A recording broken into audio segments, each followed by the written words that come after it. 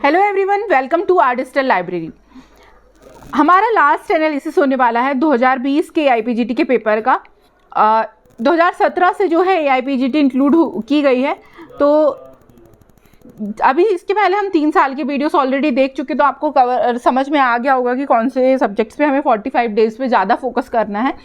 और यदि आप स्टार्टिंग से पढ़ रहे हैं, आपको अगले साल पेपर देना है, तो सारे सब्जेक्ट से आपके लिए इंपॉर्टेंट है। ये चीज़ जो है स्पेशली आपको रिवीजन पर्पज़ से काम आएगी।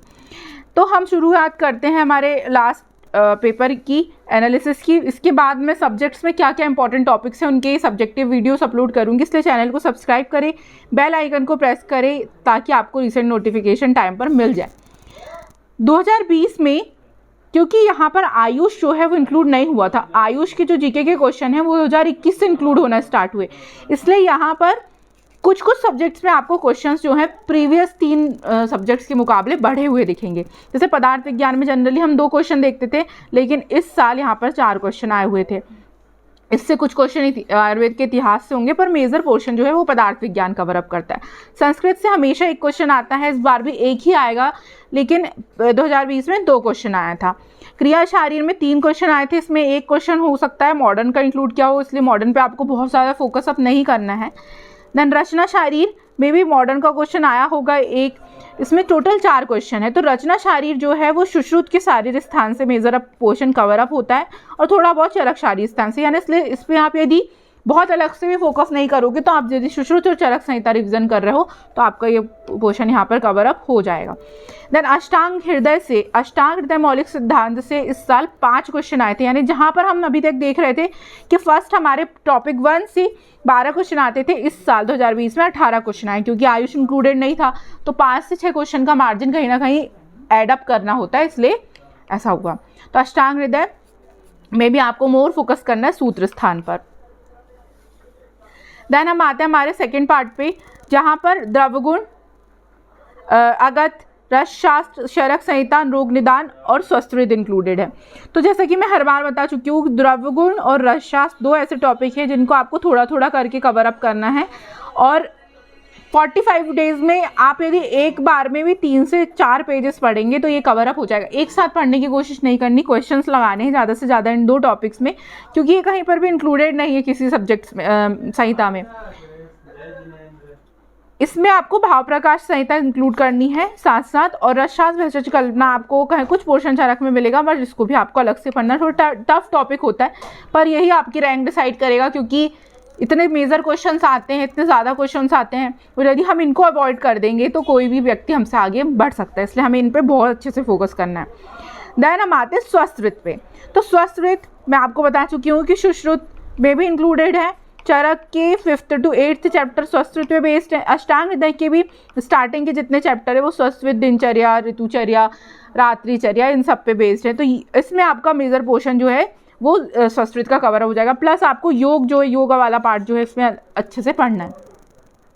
फिर हम आते हैं इसमें अगत तंत्र। तो अगत तंत्र ऑलरेडी कल्प स्थान में सुश्रुत के कवर अप होता है, चरक चिकित्सा स्थान पे कवर अप होता है, बट इसमें आपको फॉरेंसिक मेडिसिन पे फोकस करना है, आईपीसी की धाराएं, ये सब वगैरह। तो 4 में से 1 क्वेश्चन आपको फॉरेंसिक से ज़रूर मिलेगा।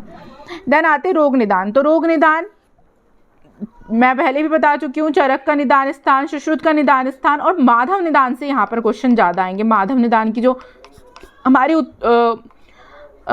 लघुत्रयी है, इस पर आपको यहाँ पर फोकस करना है फॉर रोग निदान पर्पस। देन चरक संहिता से स्पेशल, यदि इन संहिताओं के अलावा इन सब्जेक्ट्स के अलावा देखा जाए तो 5 क्वेश्चन आपको चरक के पूर्वाध वाले पार्ट से मिलेंगे।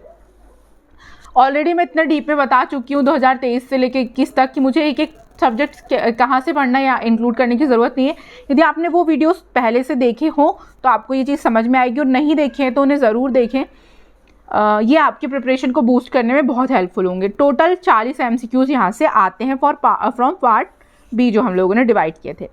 देन आते प्रसूति तंत्र, स्त्री रोग, यानी जो 3rd हमारा पार्ट है, इसमें सबसे ज़्यादा फोकस आपको काय चिकित्सा में करना। अब आप बोलोगे काय चिकित्सा सब्जेक्ट कैसे पढ़े, कहाँ से पढ़े, तो काय चिकित्सा चरक चिकित्सा स्थान पर ही बेस्ड क्वेश्चन। इसमें आप सोचो 90% क्वेश्चन आपको चरक संहिता से ही मिलेंगे, चरक के चिकित्सा स्थान, किसके अलावा आपको सुश्रुत का चिकित्सा स्थान भी पढ़ना है। देन इसके बाद हम आते हैं शल्य और शलाक्य, जो कि हम स्पेशली अलग से देख ही रहे थे। तो शल्य शलाक्य, शल्य जो होगी सुश्रुत के सूत्र स्थान से मेजर पोर्शन मिलेगा और शलाक्य सुश्रुत के उत्तर तंत्र से मिलेगा आपको। ये यहाँ पर आपका कवर अप हो जाता है। देन नेक्स्ट हम आते हैं स्त्री रोग और कौमार व्रत। तो स्त्री रोग और कौमार व्रत का पोषण जैसा कि आप जानते हैं हर जगह पर टुकड़ों टुकड़ों में मिलता है, जैसे चरक चिकित्सा स्थान 30 योनि व्यापक का वर्णन है। इस तरीके से सुश्रुत और अष्टांग में भी दिया। तो ये कंपैरेटिव स्टडी आप यदि नोट से करें प्रसूति तंत्र की तो ज़्यादा बेहतर होगा। कौमार व्रत भी ऐसा ही है। इसके साथ आपको काश्यप संहिता वाला पार्ट इंक्लूड करना है, यानी काश्यप के जितने क्वेश्चन हैं वो आपके इस मेजर पोर्शन में आपको मिल जाएंगे। इसके बाद हम आते हैं पंचकर, जो कि चरक का सिद्धि स्थान कवर अप करता है। बहुत से क्वेश्चन आपको सिद्धि स्थान से मिल जाएंगे और कंपैरेटिव स्टडी से भी आप यहाँ पर रिवीजन कर सकते हो। देन चरक संहिता उत्तरार्ध, यानी क्या बचा, कल्प सिद्धि यहाँ पर कवर हो गए। देन चिकित्सा स्थान काय चिकित्सा में कवर हो गया। इसके अलावा भी कुछ क्वेश्चन जो है वो स्पेशली चरक के नाम से ही यदि पूछे जाते हैं, जिसमें आपको कन्फर्मली समझ आ जाएगा कि ये चरक संहिता से ही पूछे गए। ऐसे 7 क्वेश्चन थे। यहाँ पर आप कंफ्यूज हो सकते हो, जैसे जो यदि चरक के कोई क्वेश्चन काय चिकित्सा में आते तो हो सकता है वो ऐसा ना पूछे कि चरक अनुसार क्या, तो ये इसलिए इनको स्पेशली काय चिकित्सा बोला गया है। बाकी चरक संहिता चरक के नाम से आपको उत्तरार्ध के 7 क्वेश्चन यहाँ पर देखने मिलेंगे 2020 के पेपर में। देन लास्ट आता है रिसर्च एंड मेथोडोलॉजी। इससे कुछ नहीं बोल सकते कि कहाँ से क्वेश्चन आ रहा है, न्यूमेरिकल बेस्ड मतलब कैलकुलेशन बेस्ड भी आ सकता है।